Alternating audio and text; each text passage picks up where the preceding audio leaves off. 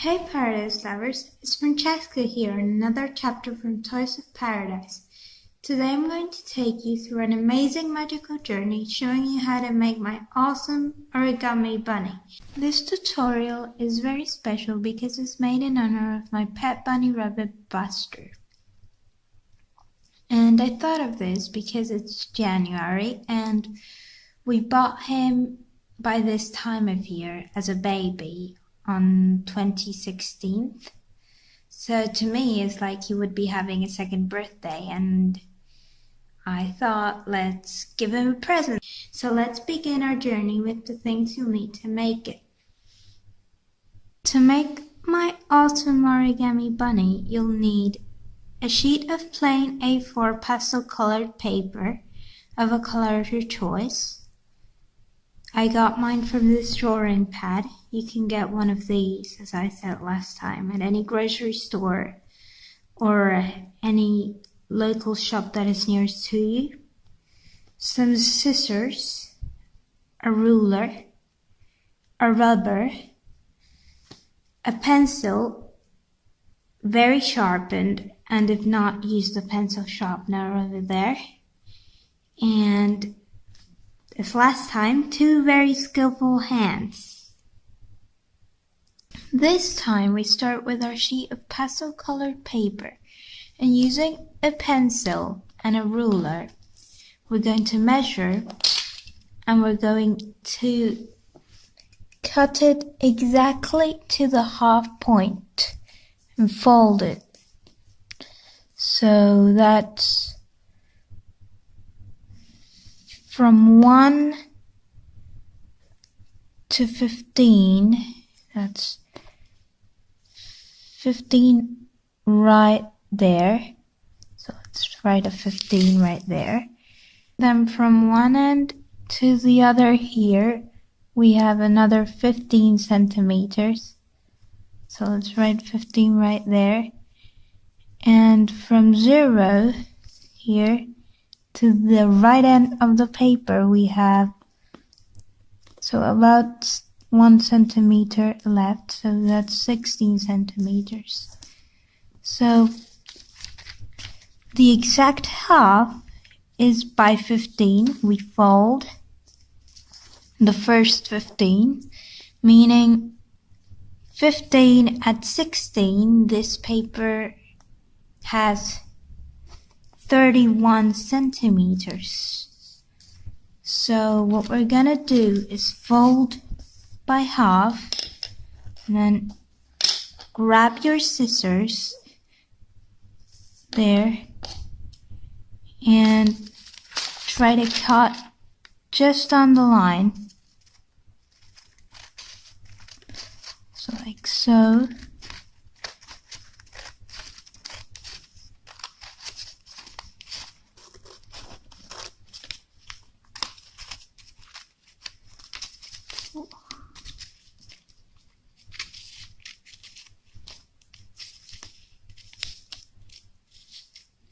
Careful, whatever happens, keep symmetry. So there are your 2 sheets of pastel colored paper, just cut to the exact half, symmetrically, showing 2 perfect rectangles, but in this case we only need 1. So we leave this aside, and we're going to work on this one. Then we're going to measure this half, and we're going to trim away a small 5 centimeter rectangular excess on each side, so that we're left with a perfectly symmetrical square. That means that it has to have its same sides, or as is known in geometry, it has to be equilateral, or else it wouldn't be a square. If you want to avoid this step, you can by buying pre-measured sheets, or by setting a 15 by 15 centimeter cut at any craft shop or library that's nearest available to you. So like this. You grab a ruler and you mark from 0 to 5 over here. So 0 is out, from 1 to 5. This has literally got to be here. So we're going to make some lines to help us cut through.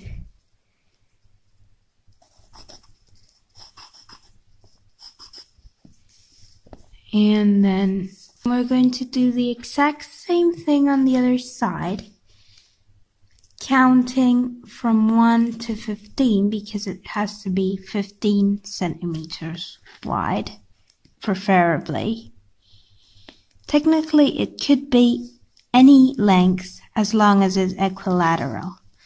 So you gotta be careful with the symmetry for all these things.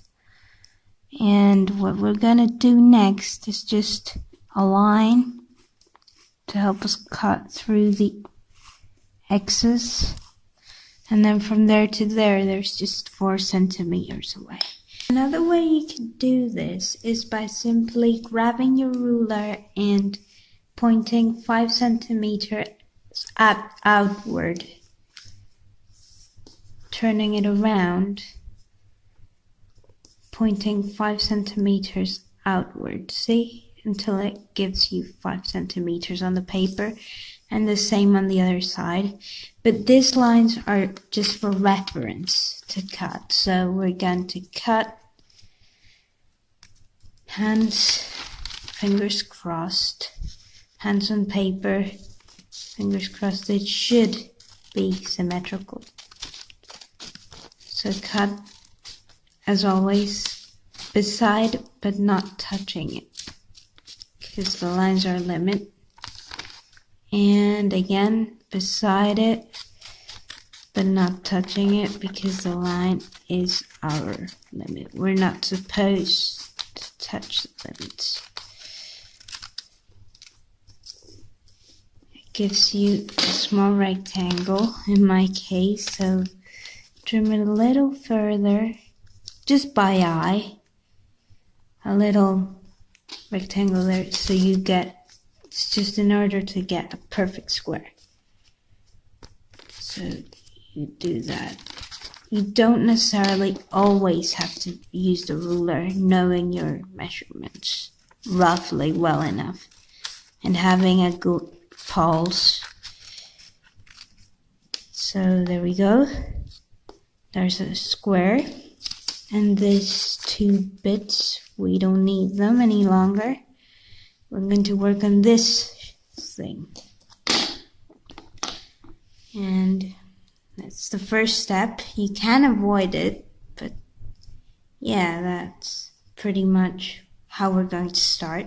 Don't worry if when you cut the square, it's a little rough cutted, like a little diagonal. As long as it's not too much, you can do what I did with mine. So I just literally picked the scissors and drove them all around the corners, rounding them a little. It's very good for kids. Kids can actually, they're really fine papers, really slick and really fine papers where children can prick their fingers with the edges. So if you round them with the scissors, they make them, as they're round, they make them less sharp. So that's really good for kids. Really good to know. So you can also do this.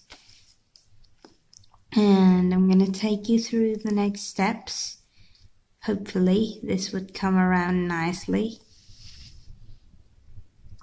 After we have an equal-sided square of any measurement, in my case it's 15 by 15 centimeters, we're going to fold it exactly in half, like this. Then we're going to orientate it vertically, and we're going to fold its half again, so that this makes a little plus sign inside the equal-sided square. Doesn't matter if they're rounded, always look for symmetry. The edges don't have anything to do with symmetrical issues. You just put them right there. And there it is. If you wanted to, you could use the ruler, but that is drawn to exaggeration. This process is not that point of accuracy. Like, you have to be very accurate, but not to the exhaustion of the question. So yeah, pretty simple, guys. Keep it simple, keep it best. So yeah, you just fold it and the plus sign's there.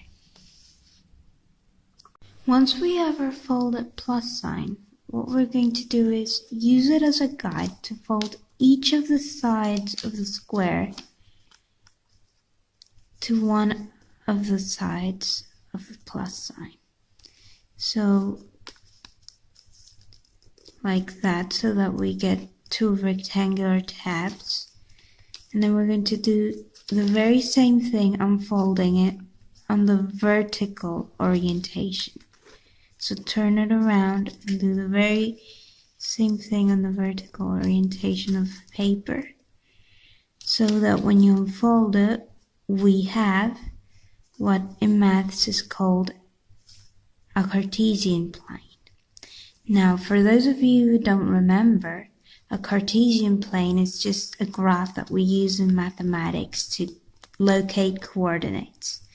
So that's what you should have, a plus sign with lots of squares indicating like a Cartesian plane. And that should guide you through the second step. Once we have our Cartesian plane, and we have folded all the tabs to the center of the plus sign, what we're going to do is fold the upper left corner of the Cartesian plane in half, the upper left quadrant, so that we're left with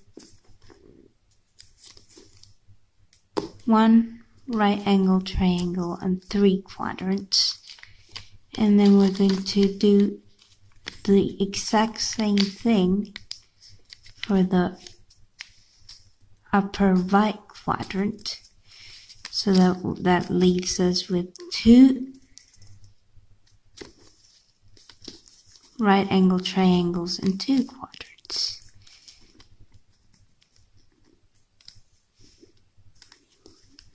Edges always have to be symmetrical, so be careful when folding. There it is. And be careful with overlapping. In this case, as the edges are rounded, the right angle triangles look a little funny. Then we are going to open it, and then we're going to fold inward so that the initial vertical rectangular tabs appear again. Then we're going to unfold it, and we're going to fold this upper folded triangular marked corner to the complete opposite side of the square diagonally. Watching for symmetry always.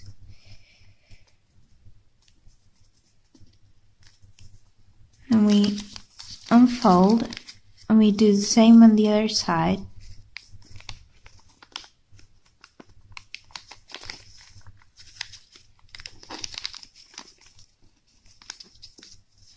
So that the entire square becomes an equilateral right angle triangle, as you can see.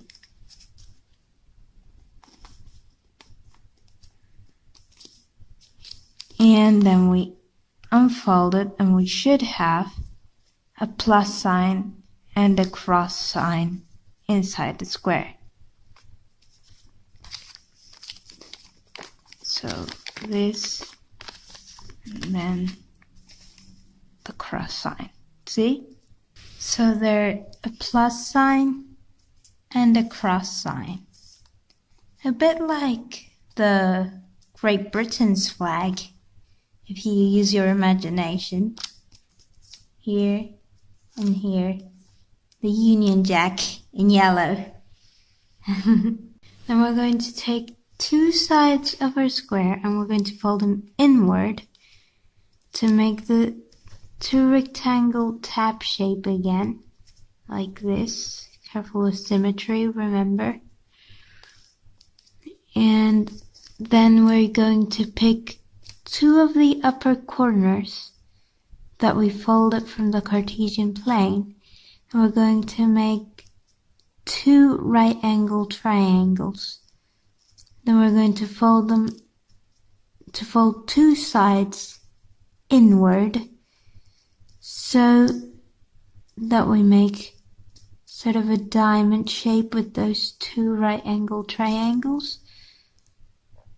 And then we're going to fold it out so that the fold that we make turns our diamond around the rectangle.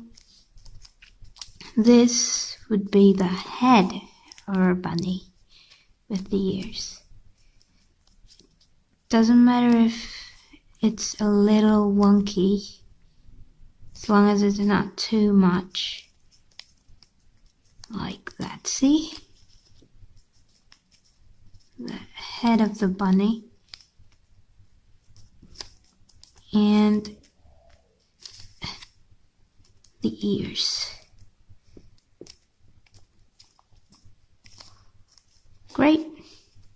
Step 3. Once we've turned it around from the inside of our rectangular tabs like this, what we're going to do is fold the two triangles that are left from our diamond fold on its behind. So we're going to turn it around and we're going to bring them two folds to the edges of the folds of our rectangular tabs folds.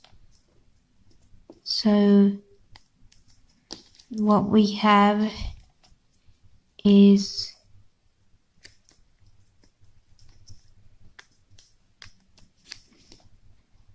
two angular triangles that make one acute triangle. For those of you who don't remember, the acute triangle is the one that has one of its sides, two of its sides acute, to make in total a perimeter of 180 degrees. This will form what are going to be the ears. So that's step 4 done.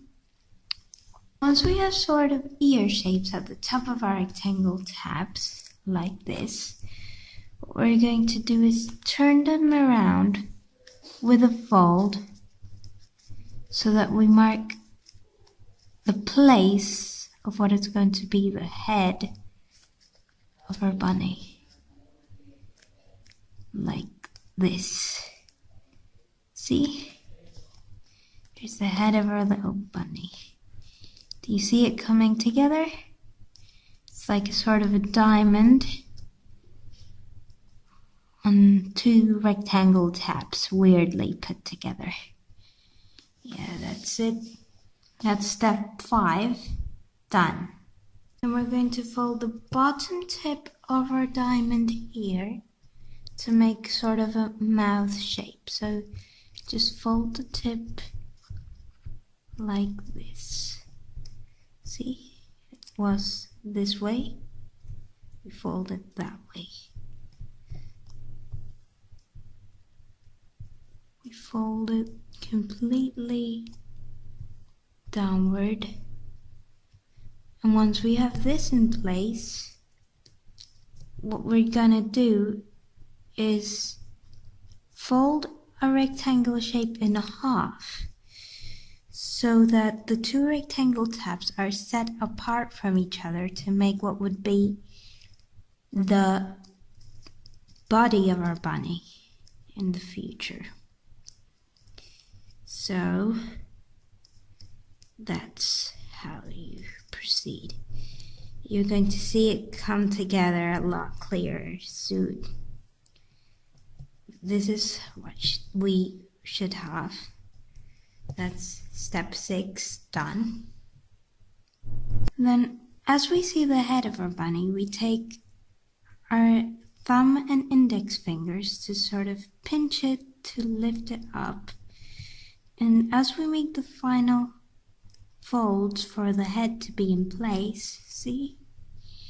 We take what's left of the rectangle and we fold the upper corner,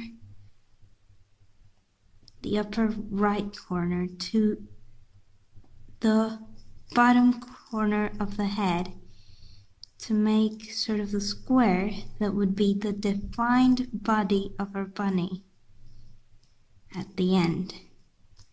So like so. And the bunny is coming to place. See? Then once we have the bunny shape, what we're going to do is unfold it and we open it so that we see the line where our two rectangular tabs meet. And as we see this, we close it and we fold the square that there is inward so that we make two squares that are going to be the legs of our bunny. Then we open him when he is like this.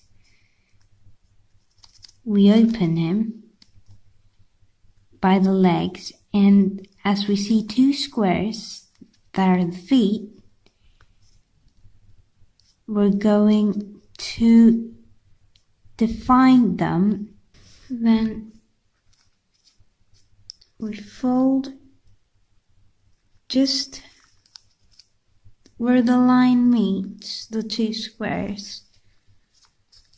We take it with your index and thumb and we fold it to the diagonal bottom edge of the square.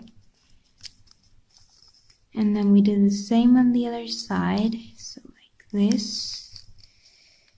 This is just to define the feet. And then we close it like that so that our bunny can stand on its own. So if you open it a little, it should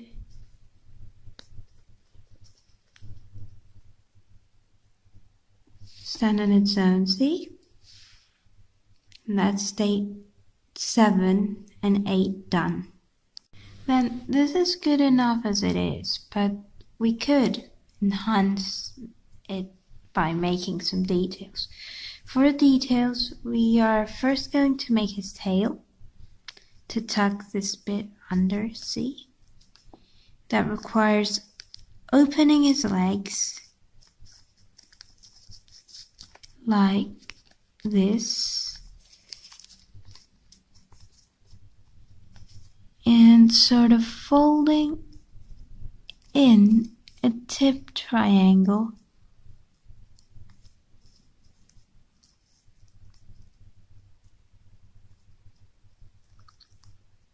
at the top edge of a square so that it makes sort of an edge that would be the place of a space for our tail. And to give it sort of movement, we can pinch it and twist it around so that it looks like the cotton tail of a bouncing bunny. See? And for the movement and his ears, we're going to separate them. And we're going to fold them horizontally in half to turn them down as if the bunny was sad. Amazing, right? Paper could reflect emotions. Now we're going to turn them up, and as we see the half paper mark that separates the inner and outer layers of the ears, we use our thumbnail to sort of make a slightly stronger mark in the middle of the inner side of the ears, so that it looks like the ears can move.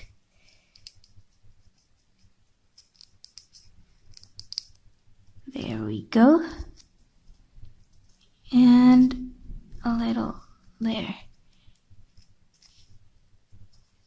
Looks like our bunny is finished. See? You should have something like that.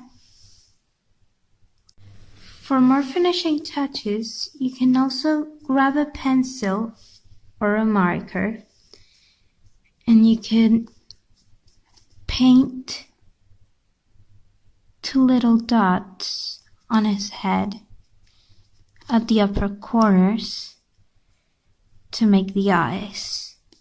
And you can also do the nose, painting right on the middle of the mouth, and the whiskers on each side